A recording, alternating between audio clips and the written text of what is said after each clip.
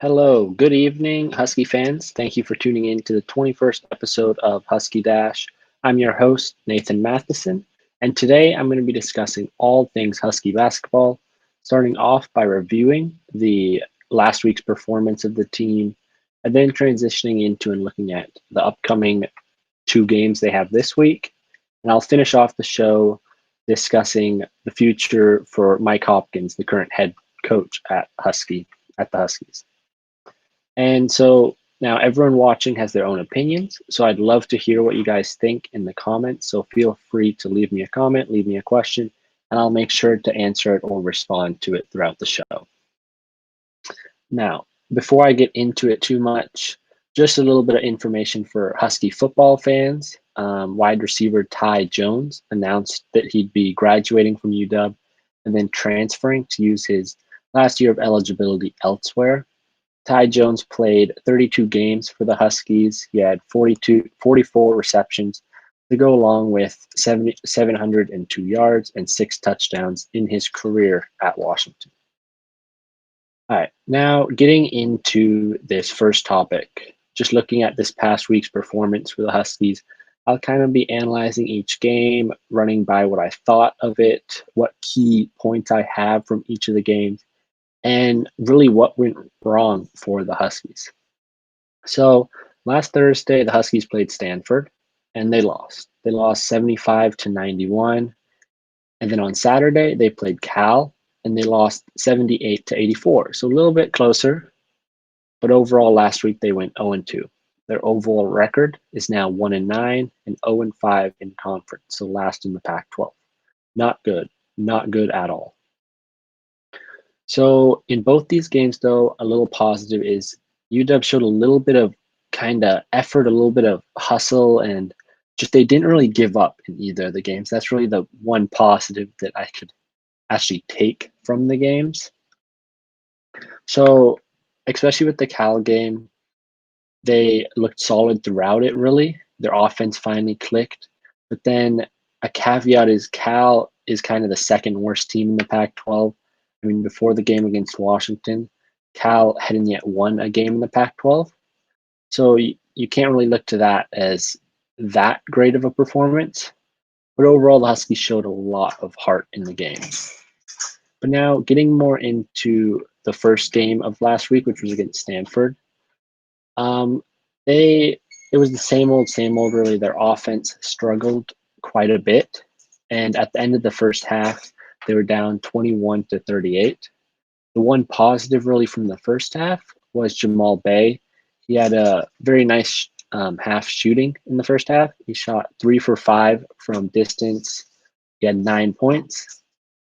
And one of the key points I mentioned in my last show was kind of getting another guy to perform well alongside of Green. And Bay did just that for the first half. However, Green didn't have a very good game. Neither did Sahonis in the first half. Those two each shot 2 for 7 and had 5 points. So Bay came through, but this was an instant where Green had one of his off nights. Now, one of the critiques of the Huskies so far has been their defense, and it's been warranted. They've allowed a lot of points, but they've also had a lot of pressure put up against them with their offense struggling so much. But for the Stanford game, at least for the first 12 minutes, just taking that into account, the Husky defense, they played solid.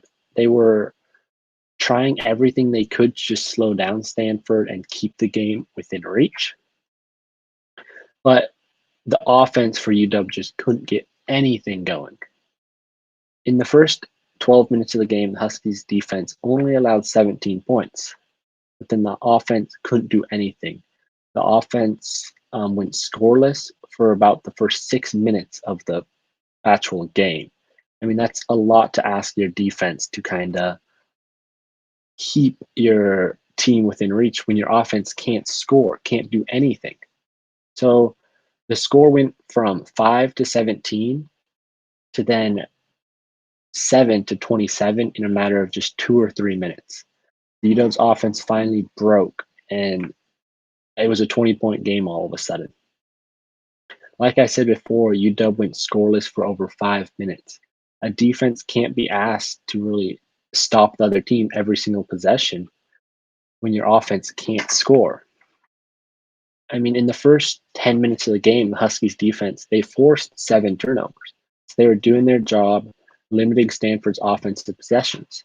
And one of my key points from last week I mentioned again is for the Huskies defense to get steals, get the Husky offense extra points, and get them moving fast.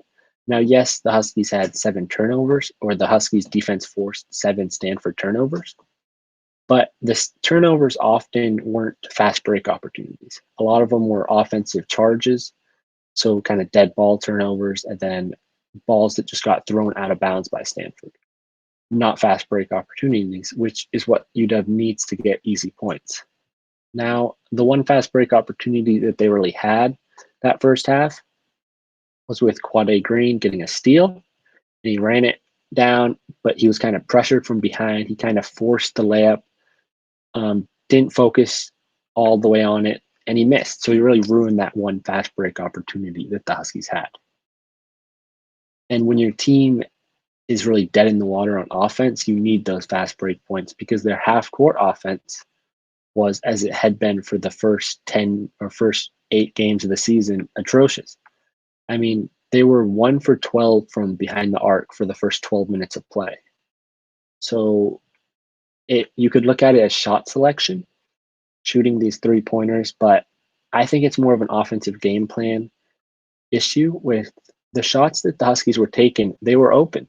I mean, the 3-pointers often there was a defender late closing or just absolutely uncovered. But the issue with this and them taking all those threes is they know that that's been their weak point really all year long. I mean, they were shooting 24% from behind the arc going into this game. So they know that's not their strong point, yet they kept shooting over and over again these 3-pointers. 4 of the Huskies' first shots on the game were 3-pointers. Their one shot to open the game that wasn't a 3-pointer, it was the first shot by Eric Stevenson. It was kind of a pull-up jumper that missed. So they opened 0 for 5 from the field. On their first 9 possessions offensively, they were scoreless because they were 0 for 5, and then they had 4 turnovers as well in their first 9 possessions. And the first shot that they actually made, it was a layup, an easy inside shot. It was by Nate Roberts. So they were then down 2 for 12, 2 to 12, 14 minutes left in the first half. This Huskies basketball team has to try and get into the paint more to open up games. Get an easy bucket or 2 inside, and they'll see the ball go in the net, get a free throw opportunities, an easy shot there. Instead, this over and over again, the Husky players' first shots are these 3-pointers, which they miss. Seeing the ball go in the net early could do wonders for these players' confidence. I mean, just pulling an example of one of these players, Hamir Wright, for example. So against Stanford, he missed his first 3-point shot. It was a good shot selection. It was a wide open shot, wide open 3-pointer.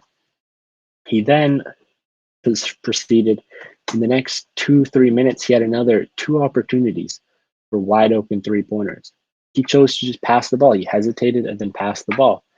And I can't say for certain why this was, but in the back of his mind, he clearly wasn't comfortable taking the 3-pointer. And I don't blame him, he came into the game shooting 16% from 3. So he then watched as his first shot missed. He's got no confidence in his 3-point shot. Really, no Husky basketball player has confidence in their 3-point shot. That's why they've got to try and get in the paint more. Now, the lone bright spot I kind of touched on earlier was Jamal Bay knocking down a few 3-pointers with Quade Green finding him and just getting him open shots that he then hit and had confidence. Unfortunately for him, he kind of got cold in the second half, and he went 3 for 7 from 3. He didn't make a 3 in the second half, finished with 15 points. Now, as we transition talking about the second half of this game here, it was kind of the opposite a little bit, with the Huskies offense actually looking good at some points. Now, not for the whole second half, but they had these bursts. They had these little spurts of offense where they showed hope.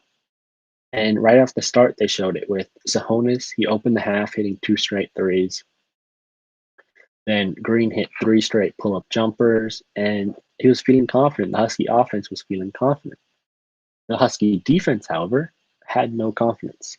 It seemed like almost lost hope.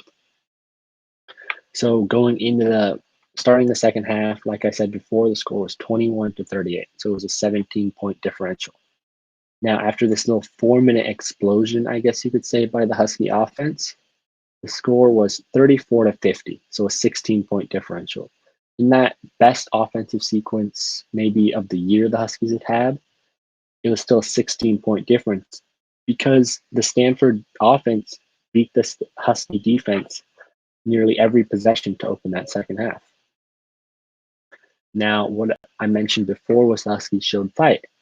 And even with this, they still weren't done. They had another explosion on offense later on, kind of led by Jeron Brooks, who I haven't really mentioned, but he's kind of evolved into having a bigger role on this team in recent games, and I'll talk about him later on as well. He kind of got it going with a nice, tough and one layup. He unfortunately missed the free throw, but then the next possession down, he hit a tough fadeaway shot. And next thing you know, the Husky defense gets a couple stops. They get a couple steals. Cole Bajema had a real nice save on a ball going out of bounds. And next thing you know, the Huskies have the momentum. They are now only down 46-57.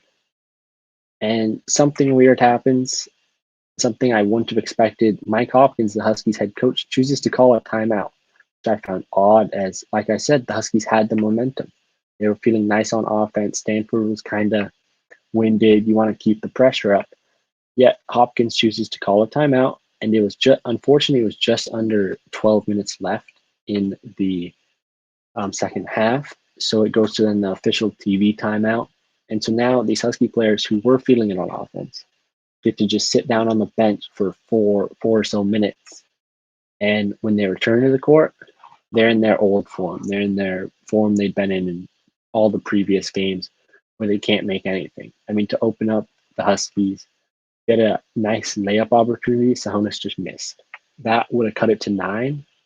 And now, a few minutes later, the lead's all the way up to 48-71. So it's over a 20-point game when it was an 11-point game with a chance to cut it to 9. But as I said before, the theme is the Huskies keep coming back, keep showing something on offense, but they just can't sustain it. They cut the lead to 14 with 6.5 minutes to go. So this team can have fight. But in the end, the Huskies just couldn't quite get over the double-digit difference and couldn't quite pressure Stanford enough on defense to get the victory. Now, 2 players against Stanford who showed something and I think earned more playing time was, and I'll talk about them in what they did against Cal as well, Jeron Brooks, who against Stanford, he played 14 minutes. He was 2 for 3, 6 points, and he had some good defensive plays and just he played his role nicely. And there was Cole Bajema. He had 23 minutes he played. He went 3 for 8, 1 for 4 from 3. Didn't shoot excellent, but he showed great hustle, great fight throughout his 23 minutes on the court. Now, getting into the game against Cal, the Huskies, it was a close game.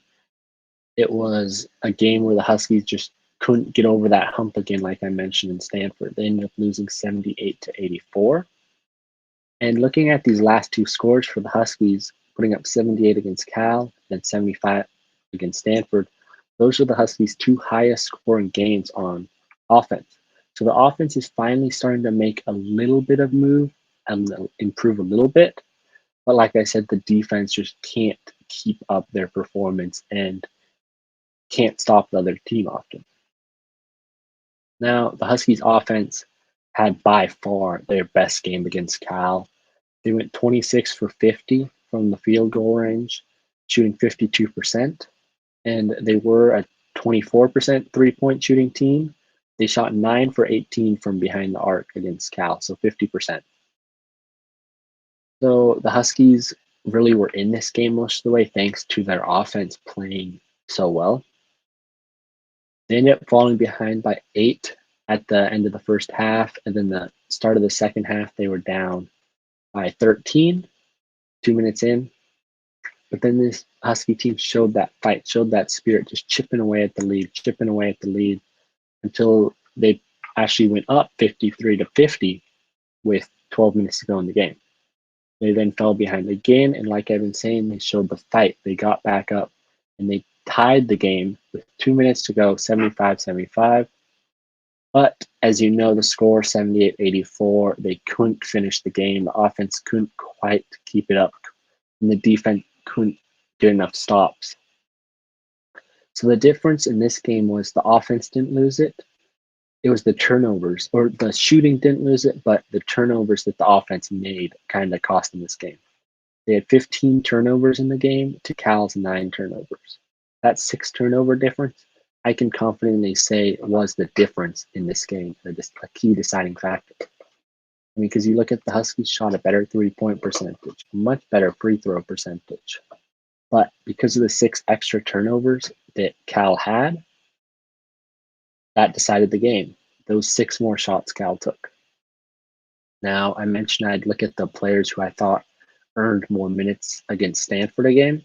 So Jeron Brooks, he played 1 more minute, so I guess he earned an extra minute against Cal.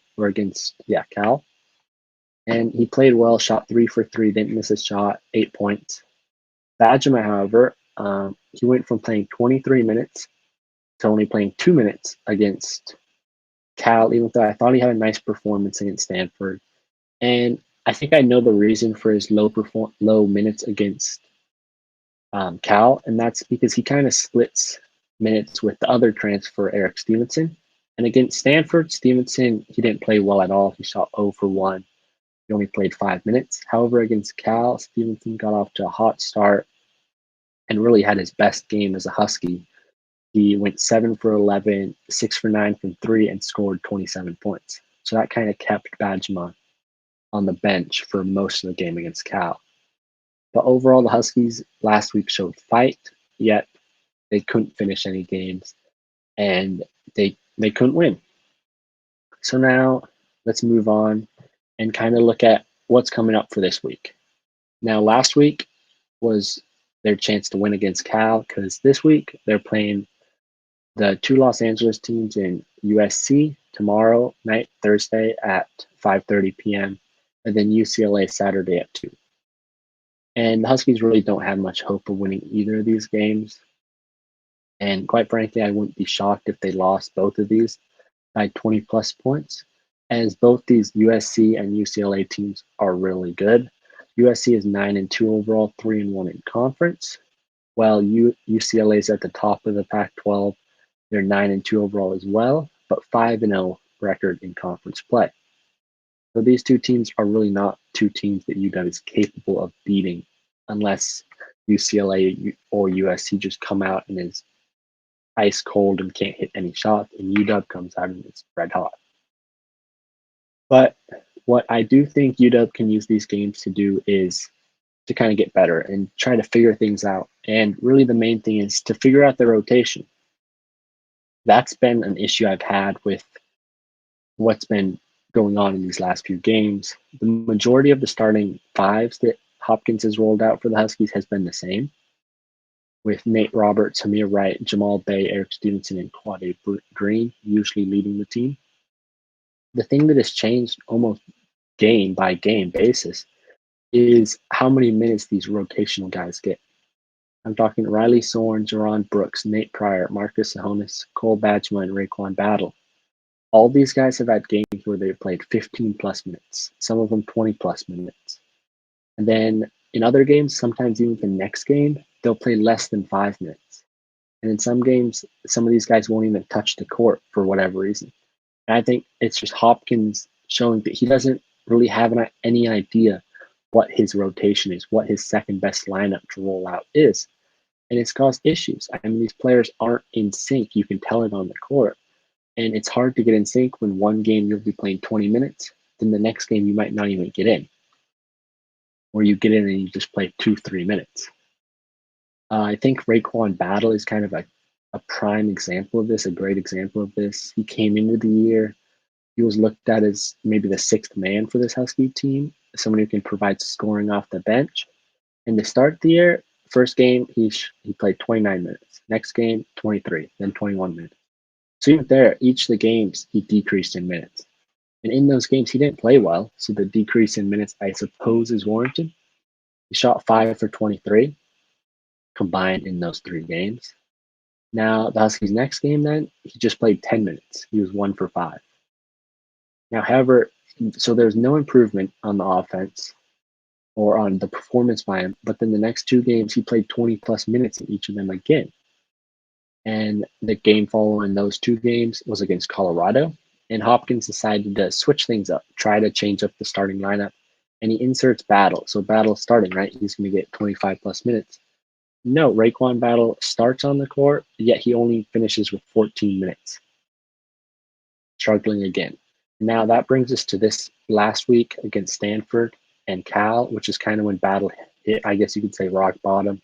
Against Stanford, he only played 6 minutes.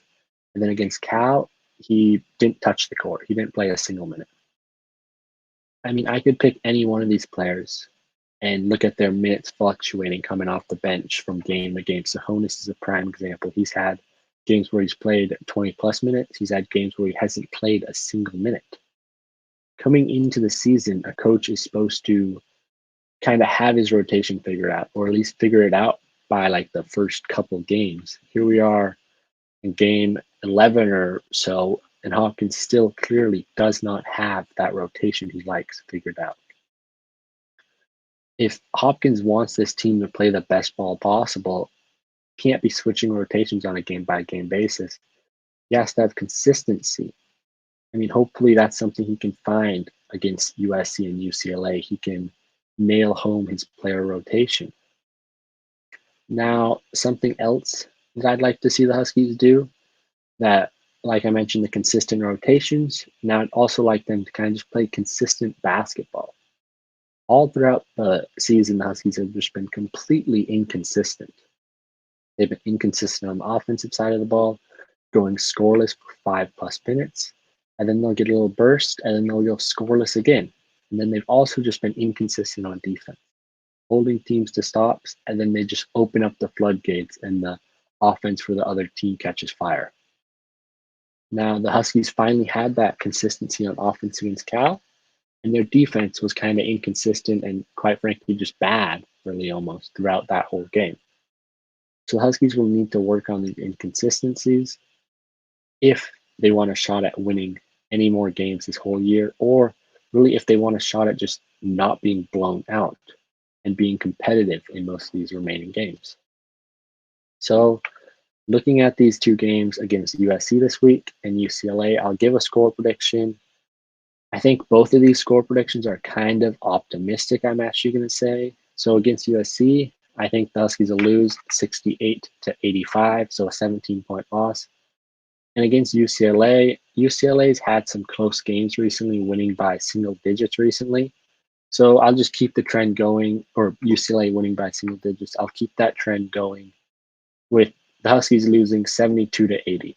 Now, like I said before, though, I could easily see both these games being the Huskies being blown out of the gym, losing by 20 plus points.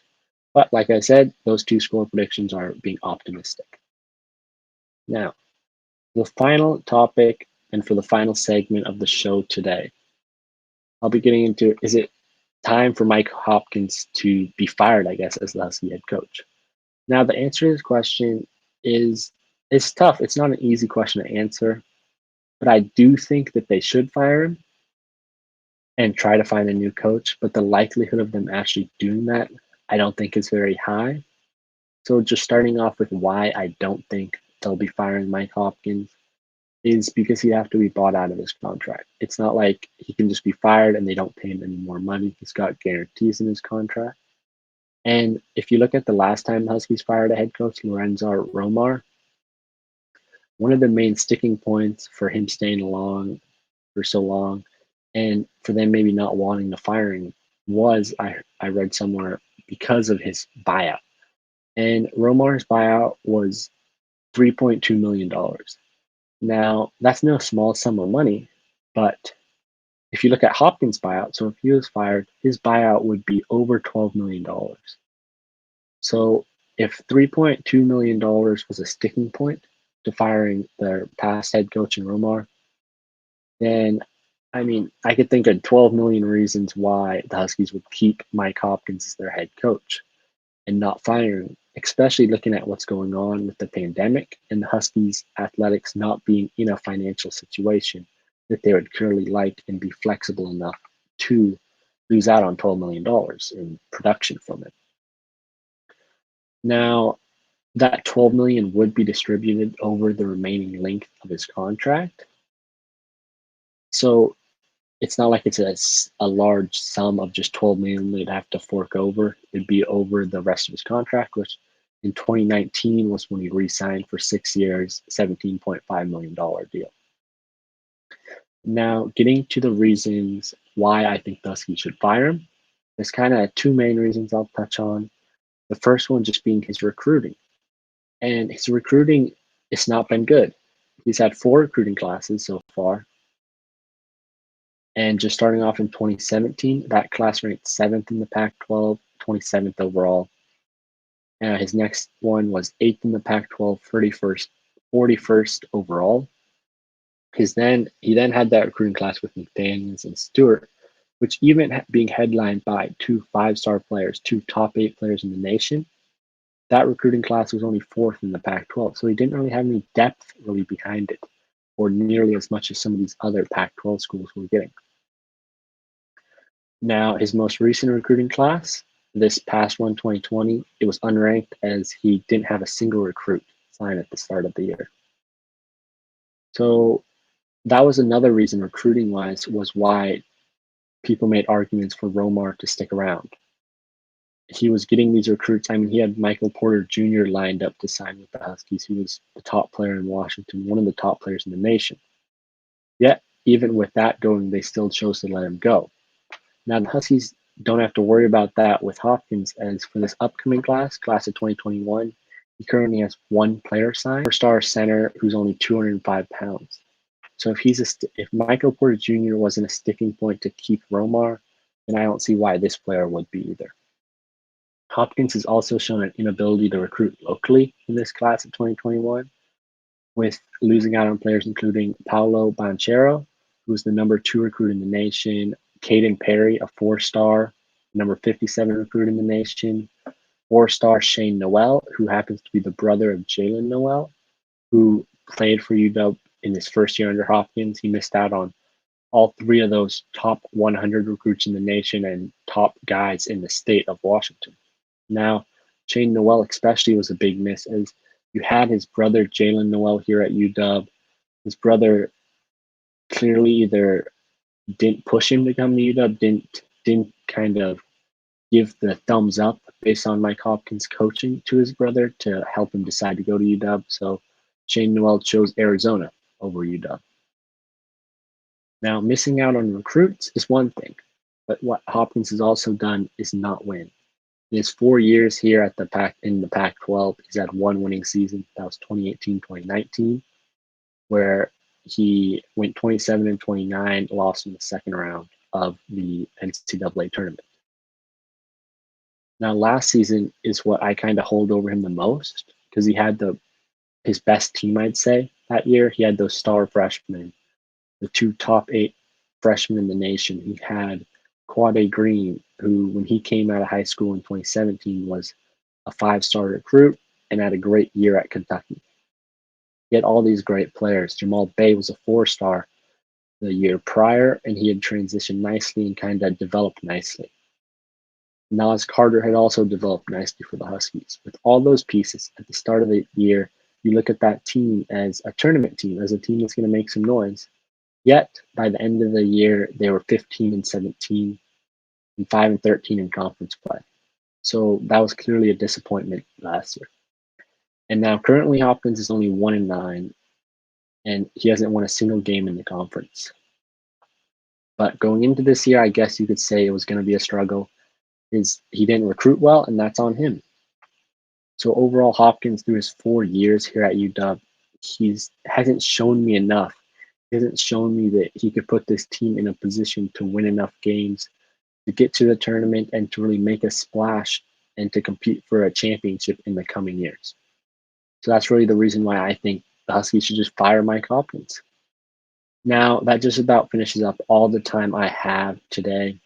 Once again, I'm Nathan Mathisen. You can follow me on Twitter with the @ that you see on the screen. And if you'd like to meet the rest of the crew, check out our website at dashsports.tv and our partners website, Sports Pack 12, where you can read further into segments from our weekly show, as well as minute-long video segments, which for the Huskies are all put up by me. Now, if you'd like to revisit the best moments of today's episodes or any of the past episodes, head on over to our website where you can find clips, quips, tips, rips, and terrible jokes and as many full episodes as you can stand, all in one place, all for free, dashsports.tv. I'll see you next week with more Husky basketball, but for now, this is Husky Dash signing off.